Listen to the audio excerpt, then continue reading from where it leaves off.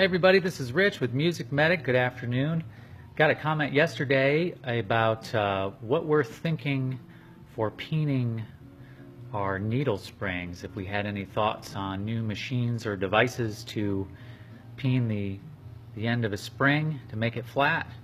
And I just wanted to give you guys an update on what our thoughts were on that, and also just a quick overview of our needle springs.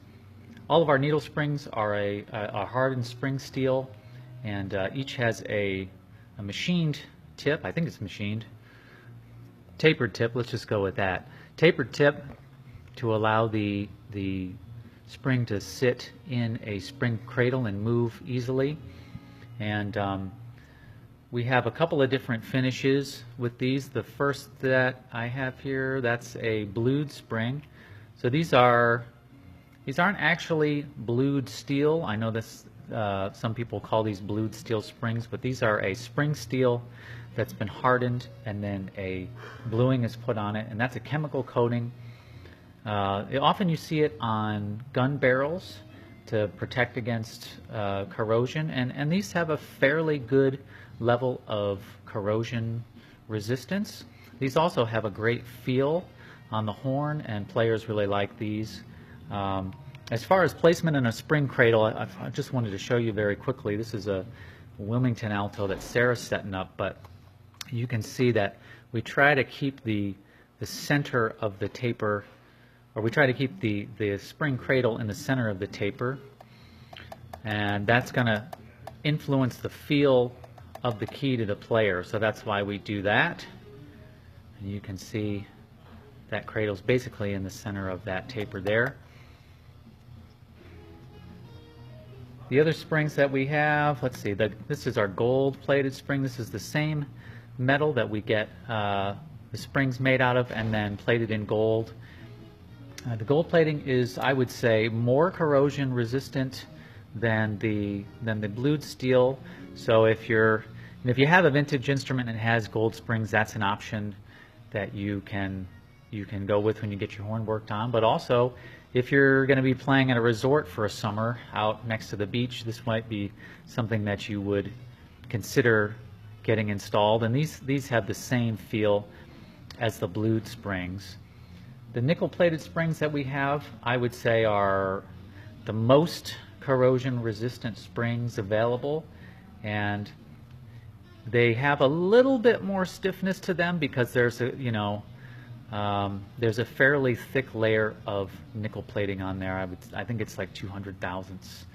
But if you're headed out to a cruise ship for 6 to 12 months, or if you're going to be playing, on the beach, doing a bunch of weddings for wedding season, which in North Carolina lasts like 9 months, this is something that is going to be excellent for providing corrosion resistance.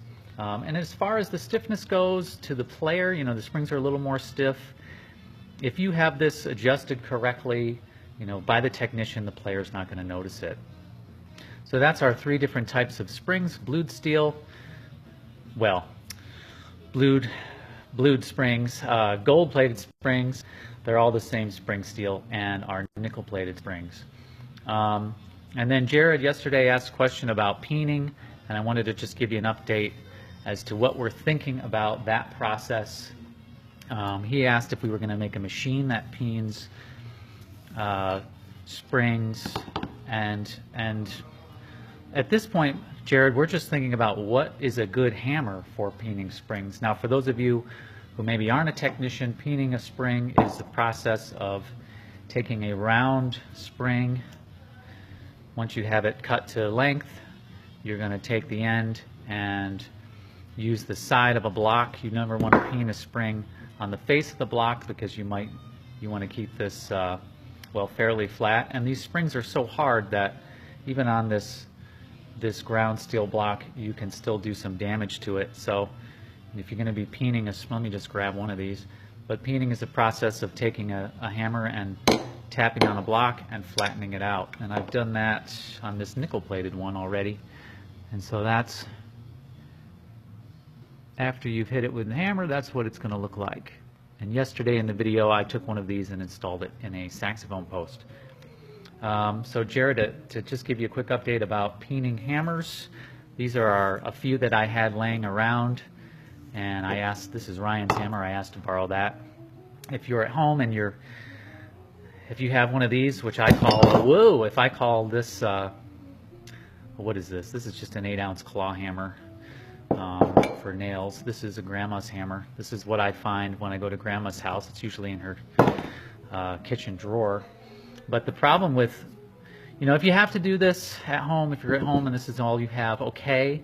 But what we found is that when you're using a claw hammer, the head is so wide that it's very difficult to actually see where you're working. So, and then the other problem with this is that these often have a beveled edge, which makes it difficult to, well, the beveled edge is usually what, if you have one that has a beveled edge, we recommend that you actually turn it at an angle and go ahead and use it that way if you have to use this. But honestly, guys, if you're peening springs with one of these and you're doing repair, we wouldn't recommend it. This is I think this is a cross peen hammer from the jewelry trade, and this is one that we sourced from overseas. It's been used in the shop a little bit. It has a decent handle. It has a nice weight to it, but you can see that the head is just not quite, the head's quite not hard enough. So we've used this a little bit, and this head is actually already really beat up. Next up is, I think this is a, what's this? This is a riveting hammer, and we'll use this whenever we have a small diameter spring. This is an American-made hammer. It works. It's got a nice weight to it. I think the handle shape is I actually like the feel of it in the hand. But and the head's firm enough, but on a larger diameter spring like this 1.2 millimeter spring, this is something you might see like in the bottom stack of a saxophone. You have to give this a fairly good whack to do anything. And so when we were thinking about, a one hammer to do all springs, this hammer will do maybe the first 8 or so diameters of springs that we offer, but the second 8 or so diameters, it's just, it's just not heavy enough. So it's almost there, but if we were trying to get one hammer to do all, this isn't quite it. In our shop, we're using this is just a tack hammer. Frankly, it has a nice feel to it, a nice weight, and I think, if I can just give a couple whacks with this hammer, this nickel-plated spring comes out quite nice, and this is one that I worked on a little bit before too. But even with this nice kind of weighty feel that you can do larger diameter springs with, you'll see that it's still not really stood up to the abuse that we've given it. So that's kind of where we're at, Jared. We're going through hammers. We're seeing that each of them has a positive and a negative. This one is mostly negative. But if you guys have any suggestions on what a good peening hammer is, what type of weight you're looking for, what kind of handle profile you're looking for, feel free to send us a comment. You can email me at rich@MusicMedic.com.